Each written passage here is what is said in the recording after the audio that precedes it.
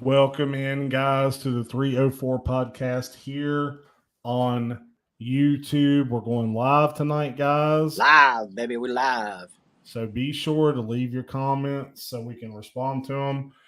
There's a few topics Marcus and I wanted to make videos about, and we just haven't gotten around to it. So we figured we'd go live, take 30 minutes, and talk about a couple of these things. Yep. First of all, we want to thank everybody. We're at, I think, 994 subscriptions, Right. almost to 1,000 subs. If you're watching, go ahead and hit that subscription button. Help us get to 1,000. 6 more. Once we do that, guys, we're going to start doing a lot of giveaways and things like that. So be sure to subscribe. And trust me, we have a lot of giveaways. We do. I got a closet full of autographed jerseys I need to get rid of, and that's what I want to do with them, guys. That's right. Give them to you guys. Yep, I'm going to give them to you guys. I'm going to roll the rack out here, and when we start doing giveaways, let you guys pick out what you want. But and some good stuff. Anyway. This is too much handsomeness. Thank you, Chris. You know it, baby. That's right. We are. Well, we're going to talk a little bit, and Chris, hang around if you can for a minute because you can probably weigh in on this too. We're going to talk about Cale Gundy resigning at OU. I've seen a lot of people talking about it. I've seen a lot of opinions. Yeah. And, my opinion is, I know some of the things I've heard is, talking about people need to get thicker skin or people need to,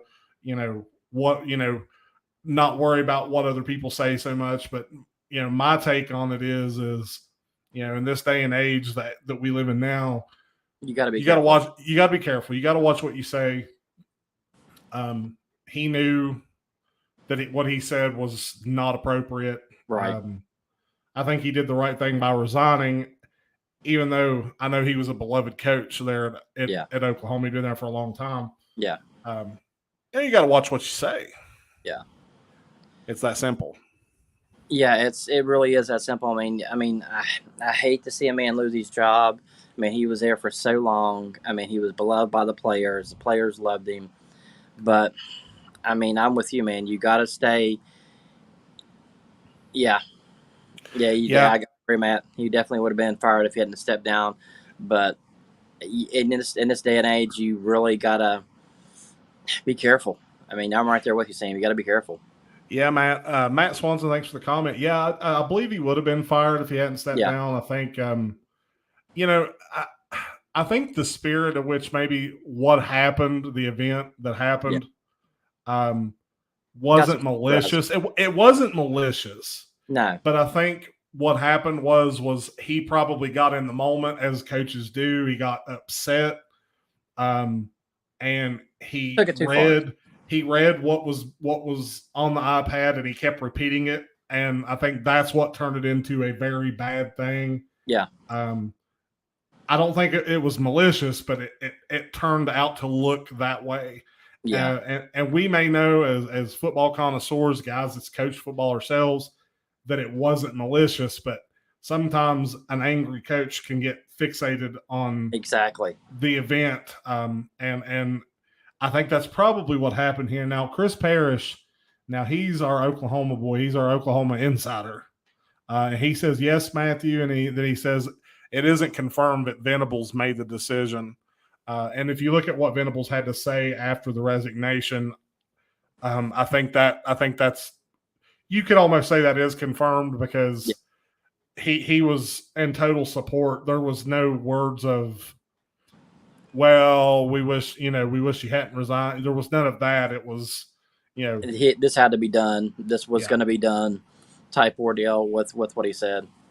So I mean, I think the coaches, I think this reverberates throughout college football. I mean, I agree. People's got to have thicker skin, and there's a lot of that going today. Social media and social justice warriors and all that thing. Absolutely. And but in this day and age, there are things that you can't say, and there are things that you can say. Exactly. And we know what you can and can't say. Like we've learned. And he just made a mistake, and unfortunately, it bit him. This mistake cost him his coaching job. And with this type of mistake, I hate to say it this way. What I'm about to say is he may never coach again. I mean, it's going to be hard for him to come back from that. Well, and I kind of look at this situation almost like the Gruden situation. Even though the Gruden situation was far worse, you're talking about conversations that were had 15 years ago, and there's no bounds on it. Well, there's no context for it. Like you don't know what they're talking about or what was going on. It's just this is what was in the email, and just like John Gruden will never coach in the NFL again. He'll never coach again. He'll probably never get employed by any major news outlets ever again. I think it's the same thing. Yeah, I agree. Talk is Pitt. What's up, buddy? Hope you're doing well. Hey guys, how you doing? Yeah, Vic Koenig. I'm trying to think of what that situation was. I remember the name. I just don't remember. It was the Kerry Martin situation. Oh, yeah. It's it's similar to that situation.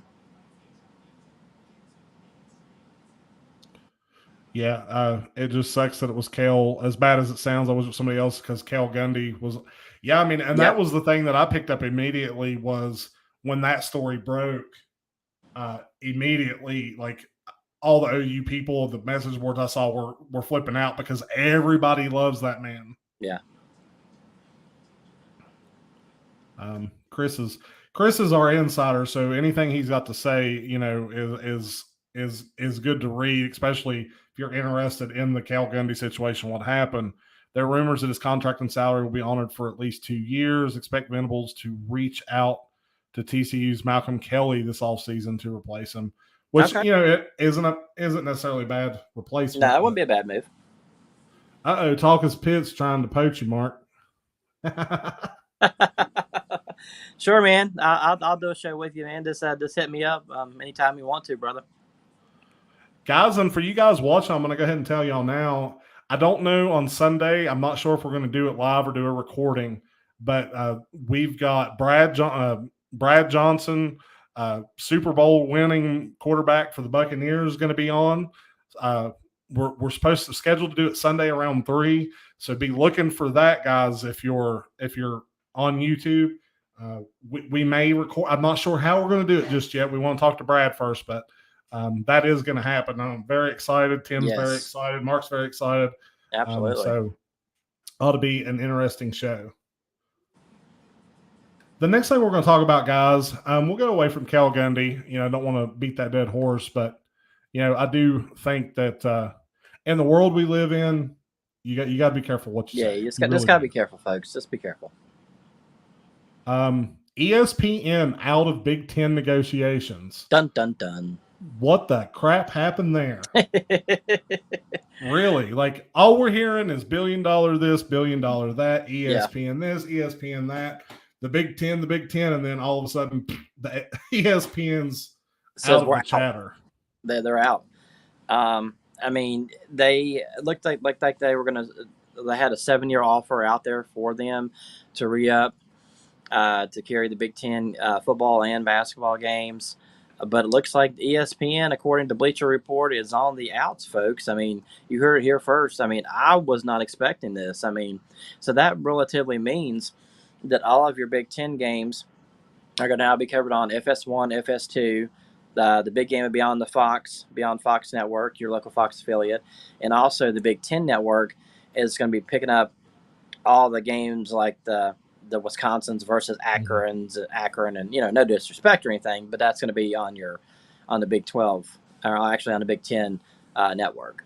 Well, and I wonder, and talk is Pitt down here. It's a good comment. I think ESPN leaving the Big Ten will help the ACC get a better deal. Now, I don't agree with that, but what the part of that that's interesting is that could be the fishing lure that maybe pulls Notre Dame into the Big Ten. Possibly. Partnering with NBC, they're already familiar with NBC. You just, right. I could see that being part of that. I mean, you got to think, though, NBC is going to need a partner. CBS is going to need a partner. Is CBS going to stick with the SEC? That's what concerns me as being, a fan of the SEC. I would hate to see the SEC lose a partnership with CBS with how that all started. Well, I mean, and then ESPN's going to have to go hard. I think they'll go hard probably. I mean, that it may be the ACC, but it could be the Big 12. It could be. The Big 12 could end up benefiting big time from that. Exactly. I mean, what do you think about that? Could be a lure for possibility of Notre Dame going to the ACC. Big Ten counter offered ESPN with double the amount. They just didn't want to do business with ESPN. Guys, if you're watching, hit that thumbs up button if you don't mind. That helps spread it around a little bit. If for other people that might want to mosey in and watch a little bit, go ahead and give us that thumbs up. And if you haven't subscribed, hit it. We're at hit that comment. 994 subs, guys. We're almost to 1,000. We're 6 away, people. Come on. I know there's 6 of y'all out there. Come on now. Hit that button. But I think it's interesting. I really thought ESPN, the Big Ten, was going to be a lock. I mean, I think everybody did. I did too. I mean, I think this blows the doors wide open for NBC to get on board, because there was a contract at Notre Dame and NBC ending soon. Could NBC be looking to use their platform to not only use the Peacock network? Could they be looking to use their platform for a bigger piece of the pie? Well, it's been great having Notre Dame for over 20 plus years on your network. Maybe NBC wants to reach out to that Big Ten market. I mean, maybe so. I mean, it's interesting how, to me, the focus is the SEC. Like if you watch college football, the SEC is king, and you can argue that all you want to, but it's true. At the end of the day, it's the truth. But the Big Ten is really pushing that. They're really they're pushing, making all the right moves to get to that level where it's the focus. Now you got to start winning national championships first. You still got to win your New Year's Six bowls. You got to be SEC powerhouses when you're up against SEC powerhouses. I mean, Michigan's got to get back to Michigan ball. Penn State's got to come back. USC and UCLA's got to come in. Not so much UCLA, but USC's got to come in firing. Nebraska's got to get back up again. Back to being Nebraska. You've got some teams like Iowa and Purdue that they're doing their damn job, man. They're and Michigan State recruiting better. Michigan State, they're recruiting better. They're playing better. They're playing harder schedules. They're winning bigger games. Yep. And they're the SEC. Money. Well, the SEC middle of the pack now, Florida, LSU, they're not winning bowl games. They're not getting the recruits they were once getting. No. There's a power shift happening a little bit, exactly. I think. And they've really got to get back on track with that if the SEC wants to stay where they've been. Well, and you got to look at the SEC too now. The SEC is like teams are on the come up. Like your Kentucky used to be a bottom dweller in the SEC for many years. Kentucky's on the way up. Tennessee, as much as folks don't agree with this, but Tennessee is throwing millions of dollars out there, and they're on the up and up. In my opinion, that's not the right way to do it. It's by recruiting and building your brand that way, not throwing money at it. But hey, there's no laws or regulations yet. Well, and Tennessee, we've talked a lot about Tennessee, and I like what they're doing. I'm not opposed I'm not to against it. these teams I spending just don't money. like how they're recruiting. I just think that at some point you hit point zero where you either don't have enough money to keep throwing at these kids, or they do something stupid. These kids they don't meet the abilities that you think they're going to have, and you overpay for them, and you're stuck with them. Right. Like there's going to come a moment where all of that's going to calm down just a little bit. Absolutely. And fortunately, I think Tennessee, Miami, A&M, they're going to be the ones that show everybody else what not to do. Yeah. I mean, because if you look at Miami, and don't get me wrong, Miami has been mediocre for the last 10 years. Would you agree with that statement? Yeah. Oh yeah. Okay. And they bring in Mario Cristobal, which was a former Miami coach. I mean, a Miami player. He won national championships there. They poached him from Oregon, and now all of a sudden, all these top tier recruits are flooding into Miami like it's the next big thing. I mean, realistically, are we looking at a Miami back in 1 year? I don't think so. Right. I think it's just time. Yeah, I mean, I think it's going to take some time, and we'll just have to see how that plays out. But I think it's showing everybody what not to do. Right, I agree. And they're going to pay the price for that, and that's okay. I mean, yeah, at least these smaller schools that don't have the money to spend aren't doing silly things. Yeah. When you really look at Jackson State, allegedly spending money for that one recruit, that actually wasn't that bad. If they've got $1 million. I mean, because on that level, one player can win championships. That's a championship with the HBC. But again, that's interesting. We'll move on from that, guys. Like I said, we just wanted to pop in for a few minutes, hit on a few topics, and then pop out. Parrish, I agree with you, buddy. I think he says I give Miami 2 years until they're contending for a playoff spot if they keep recruiting the way they are. As long as they keep recruiting the way they are, and nothing happens to put the kibosh on what they're doing. Yeah, that's what could do it. Yeah, and I think if the NCAA, if the players unionize within the next couple of years, some people think it's coming. When they unionize, that's when the portal and NIL deals will get more realistic. Right. Because they're going to have to give up something to form that union.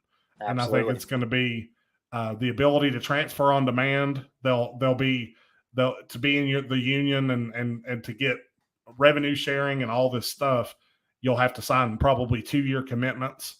Yeah, 2 or 3-year commitments. Yeah, at least. And then some of the schools, especially the bigger schools, are probably going to want your NIL likeness, your name, image, likenesses. Absolutely. So that they can promote their brand with your NIL.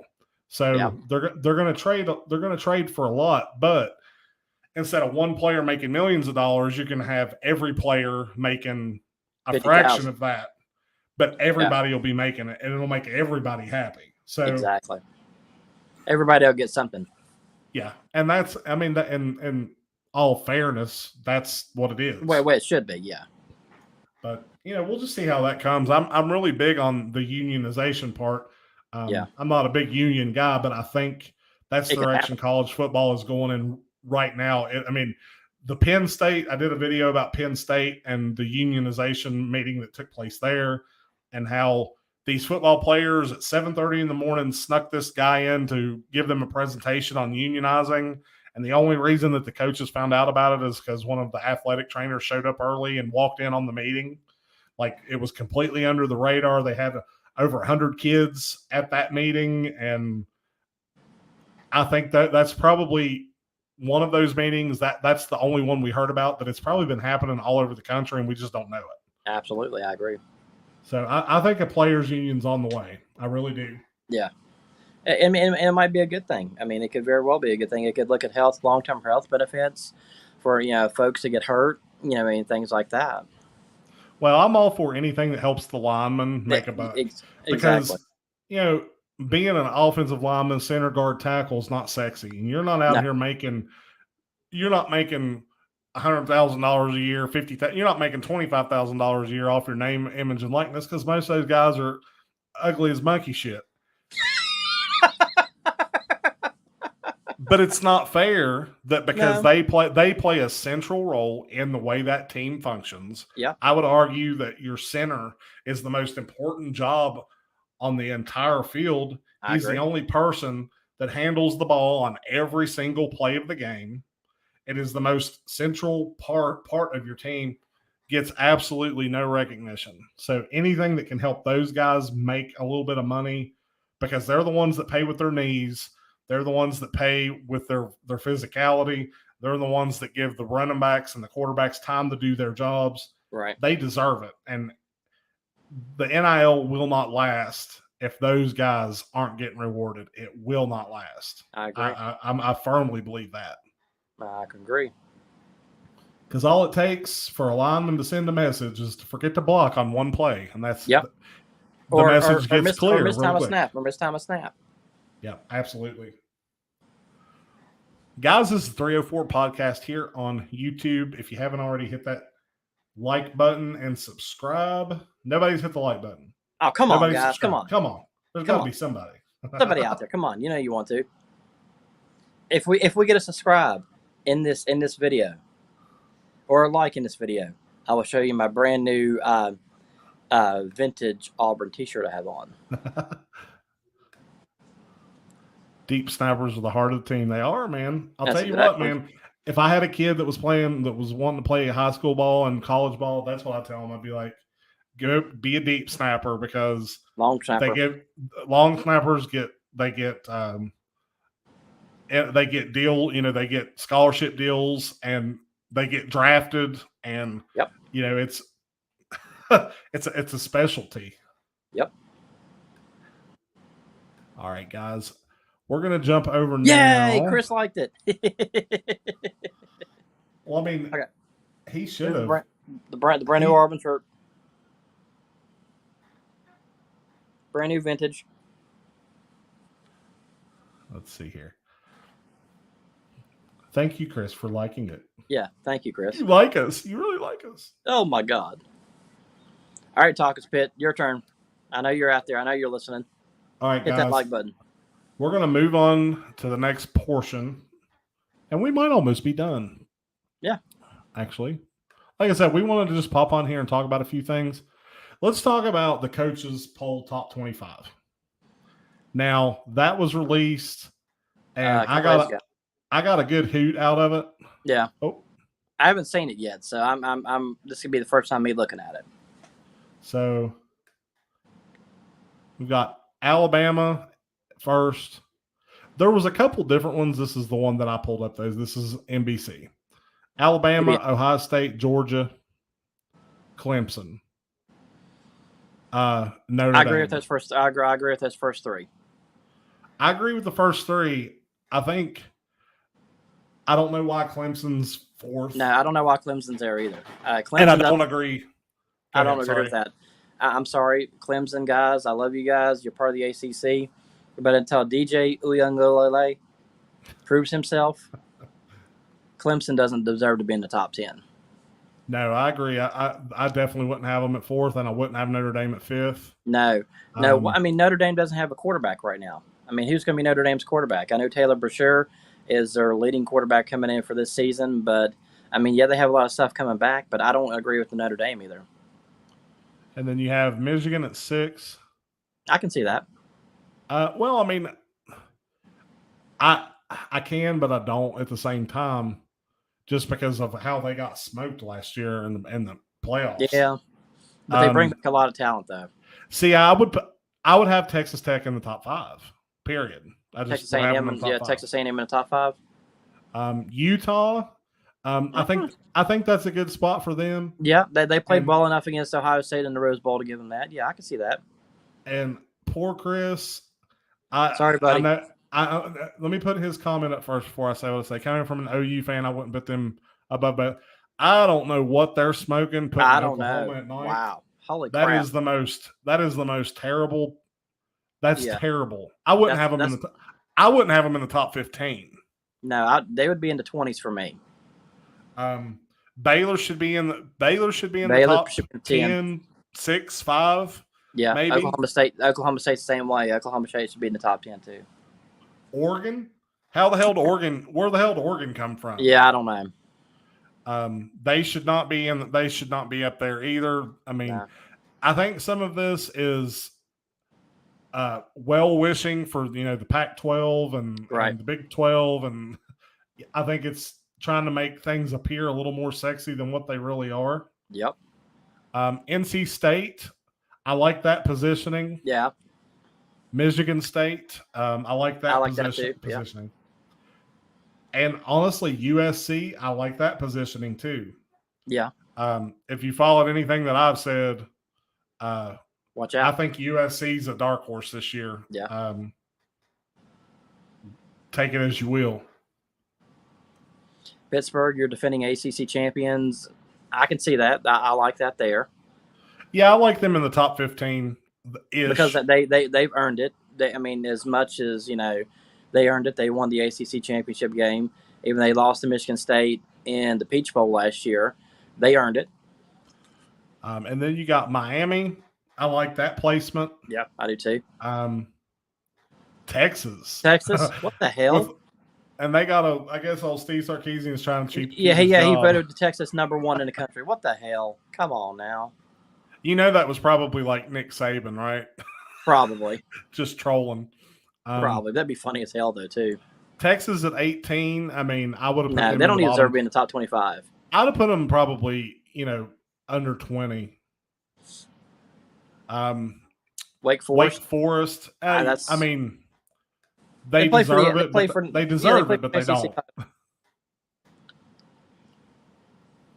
Wisconsin, yeah, that's about normal for them. Kentucky, yeah. Cincinnati, Kentucky. Well, how do you put Kentucky in there but not Tennessee? Well, I don't know. I think they kind of screwed up. I think Tennessee should have been there. Cincinnati should have been higher. They should have been top 20. Yeah. Arkansas, I like you where you are. Ole Miss, I like you where you are. And Houston, I like you where you are. Yeah. Others receiving votes, Iowa. I would have put Iowa in over Wisconsin all day long. Yep. Penn State, I want to put them in there. Tennessee, I would have put Tennessee in there. Auburn's a top 20 team. They are, but they're going to have to prove it this year. They're a top 20 team on paper.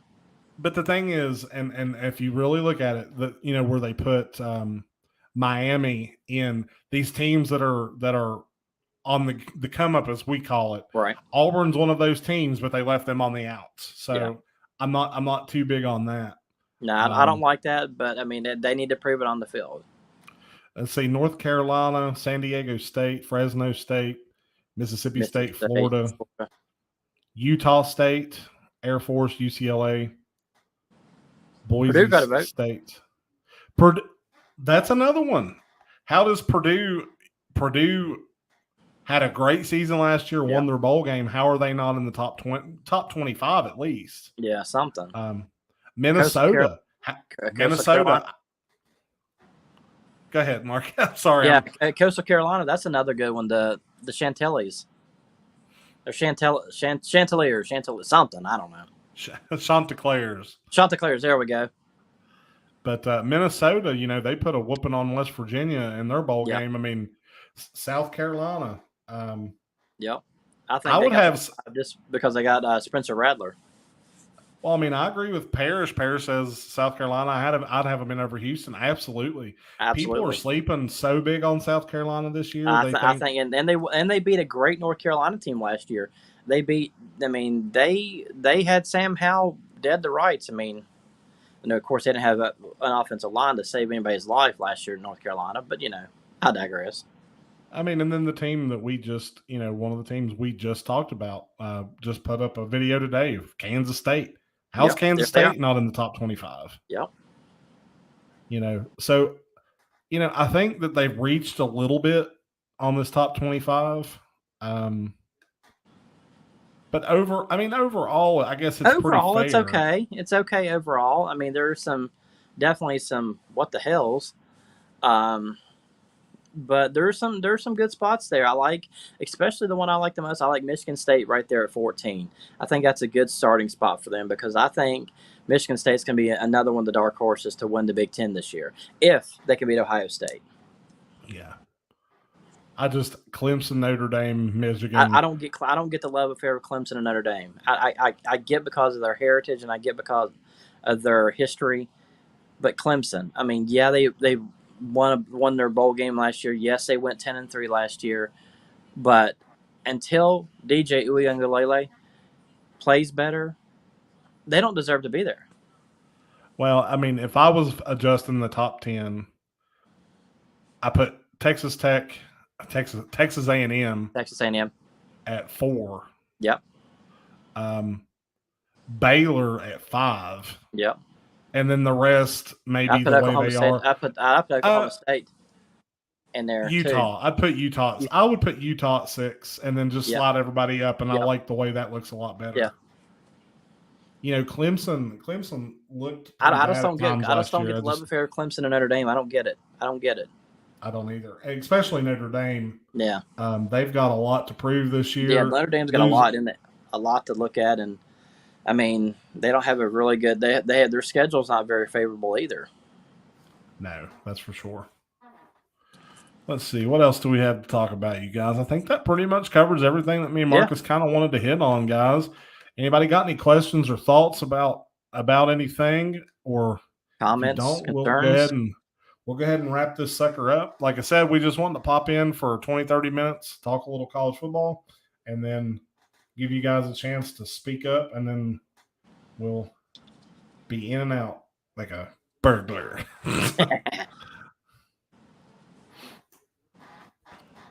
But yeah, guys, again, like I said earlier, be on the lookout Sunday, 3 o'clock. Yeah, it's gonna be a fun time Sunday, y'all. Yeah, it should be good. Well, guys, we're going to go ahead and wrap it up. We appreciate you guys for stopping in. As always, don't forget to subscribe, leave comments, and share. I don't think we picked up any subscribes. That's okay, though. But, guys, thank you for talking with us, just coming in and being a part of what we're doing here at the 304 podcast. We certainly do appreciate it. It's a lot of fun. You know, a lot of guys do this and they take it super serious, and you know they post videos every day. Well, we do, but I mean, you know, I'm not going to yell at the camera, and I'm not going to regurgitate 10,000 stories that I hear every day. That's just not who I am. That's not who we are. I'm a talking head with an opinion who has a background in behavioral understandings and psychology and things like that. So that's what I like. Like that's why I love sports is because looking at it from a psychological perspective, which is my background. I mean, it's interesting to me, and I like to talk about it. And sometimes I don't go as deep with it as I would like to, and that's okay. But you know, football's easy to understand. Yep. If you look at it super deep and on the surface, and don't get too caught up in the middle. A lot of people get caught up in the middle, and you can't see the forest for the trees. And I'm your lovely historian. Yeah, Marcus surprises me with the knowledge that he has, and he always seems like he can pull a date out of his ass. And I'll say something, and he'll just be like, "It was this year, blah blah blah blah blah." And I'm like, "Man, you're full of shit." And I'll go and look it up, and it's like, "Well, I'll be damned." He was right. And it's happened more than once. It happens all the time. So I quit questioning him. But yeah, guys, we're never perfect. We don't super focus on name enunciations or statistics, things that we are starting to focus more on as we get more experience. But we just like to have fun. We like to have fun, and this is fun for us. Exactly. Well, guys, we're going to sign off for tonight. I'm Sam the Man. This is Marcus Dean. Everybody have a good night. 3 or 4 guys out.